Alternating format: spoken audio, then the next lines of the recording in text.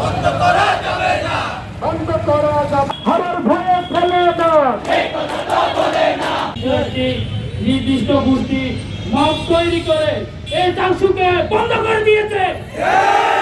আমরা চাই না 2024-এ 5 আগস্টের পর আর কোনো প্রশাসন এই ছাত্র সমাজ বেছে নিবে না।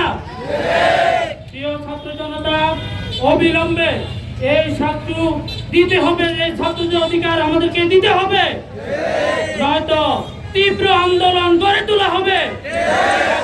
ছাত্র সমাজ জেগে উঠেছে, আমরা সবাই জেগে থাকবো, সজাগ থাকবো, এই বাংলাদেশকে ফ্যাসিবাদ থেকে আবার রক্ষা করবে ইনশাআল্লাহ।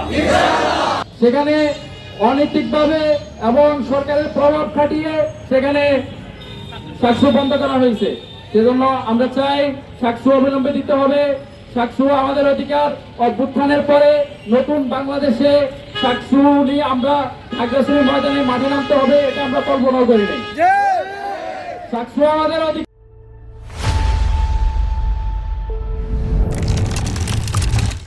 চাকসু ফিরিয়ে দিতে হবে। চাকসু রাকসু এবং চাকসুকে যে অপচেষ্টা করেছে আমরা তা দেখেছি। ছাত্র সমাজ ঘরে ফিরে যায়নি, ছাত্র সমাজ তাদের অধিকার নিয়ে ঘরে ফিরেছে। সামনে চাকসু নির্বাচন, আমরা ছাত্র সমাজ নিয়ে ঘরে ফিরবো ইনশাআল্লাহ। জনাব তারেক রহমান, আপনি দেশে আসার পরে বলেছেন আই হ্যাভ এ প্ল্যান। আমরা চিন্তা করতে, আমরা জানি আপনি কি প্ল্যান নিয়ে এসেছেন, আমরা জানি আপনি কি প্ল্যান নিয়ে এসেছেন। আপনি কি চাঁদাবাজদের প্ল্যান নিয়ে এসেছেন? আপনি কি আপনার ছাত্র সংগঠনকে নিয়ে যাওয়ার জন্য এসেছেন? আমরা 5 আগস্টের পর চিন্তা করেছি বাংলাদেশ একটি গণতান্ত্রিক রাষ্ট্র হিসেবে পরিণত হবে। সেই ধারাকে বাধা প্রদান করার জন্য নির্দিষ্ট গোষ্ঠী উঠে পড়ে লেগেছে। আমরা তাদেরকে প্রতিহত করার জন্য আগামীতে রাস্তায় সোচ্চার থাকবো ইনশাআল্লাহ।